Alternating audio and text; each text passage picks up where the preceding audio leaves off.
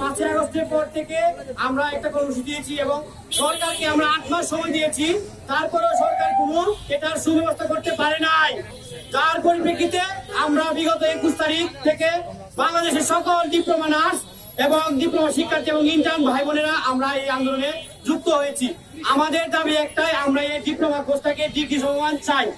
আমাদের এই diploma কোর্সটাকে degree সমমান চাই এর জন্য যে আমরা ইন্টার্ন পাস করে সম্মানজনক রেজাল্ট, যারা বেসরকারি প্রতিষ্ঠানে ভর্তি হয় তারা ন্যূনতম 40 মার্ক পেয়ে বেসরকারি প্রতিষ্ঠানে ভর্তি হয় এবং যারা হচ্ছে সরকারি প্রতিষ্ঠানে ভর্তি হয় তারা 60-এর অধিক, ইভেন যারা ছেলেরা আছে তারা 80-র অধিক মার্কস নিয়ে সরকারি প্রতিষ্ঠানে ভর্তি হয়।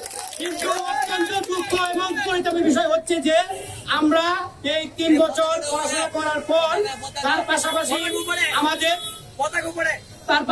আমাদের 3 বছরের ভিতরে clinical practice, theoretical, practical bundle থাকলে প্রতি সেনমানিতে টাকা বাঁচবে। বিকাশ সেনমানি বান্ডেল কিনে জিতুন প্রতি লেনদেনে। তারপরে ক্লিনিক্যাল, ভাইবা, অস্পির মতো জটিল কার্যকলাপ সম্পন্ন করার পর যখন আমরা ইন্টার্নিতে বসি, 6 মাস ইন্টার্নি করার পর আমরা যখন লাইসেন্সিং এ বসি, লাইসেন্সিং পাস করার পর আমরা দেখতে পাই শস্যের ভিতরেই ভূত। আমরা বলতে চাই এত পড়াশোনা করার পরও কেন আমরা ইন্টারের সমান মর্যাদা নিয়ে থাকবো? আমরাও তো এই দেশের নাগরিক, আমরাও তো এই দেশের সিটিজেন, আমরা কেন এত অবঞ্চিত থাকবো? আমরা কেন এই 5 আগস্টের পর বৈষম্যের শিকার হব?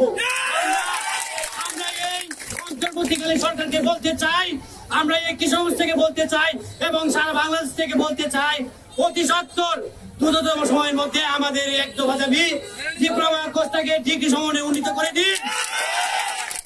যদি আপনারা না করে দেন, আজকে আমরা লক্ষ্য করেছেন যে আমরা এখানে কিশোরগঞ্জে যত নার্সিং ইনস্টিটিউট আছে, এখানে আজকে সমবেত হয়েছে Kishoreganj nursing institute, president Abdul Hamid nursing institute, Syed Nafiza মিডিয়াবাড়ি নার্সিং ইনস্টিটিউট, তার পাশাপাশি জোরিসাল নার্সিং ইনস্টিটিউট এবং বৈরব স্ট্যান্ডার্ড নার্সিং ইনস্টিটিউট। আমরা আজকে নার্স সমাজ একতাবদ্ধ। আমরা এখানে ঘোষণা করতে চাই, যদি আমাদের এই দাবি মেনে নেওয়া না হয় তাহলে আমরা ঢাকাতে গণসমাবেশ করবো। তারপর যদি না মানা হয় ঢাকা শহীদ মিনার থেকে আমরা লং মার্চের ঘোষণা দেব। তারপরে যদি না মানা হয় আমরা প্রধান উপদেষ্টার বাসভবন ঘেরাও করবো।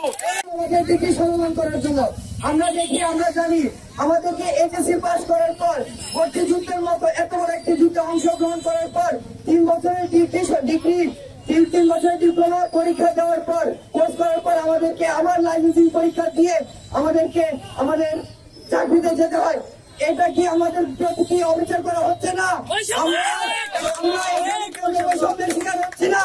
আমরা এই বৈষম্যের মধ্যে রাখতে চাই না। আমাদের এই সোনার বাংলায় কোনো বৈষম্যের ঠাঁই নাই। Diploma in nursing science and midwifery, diploma in midwifery সমগ্র শিক্ষার্থী গত 21 এপ্রিল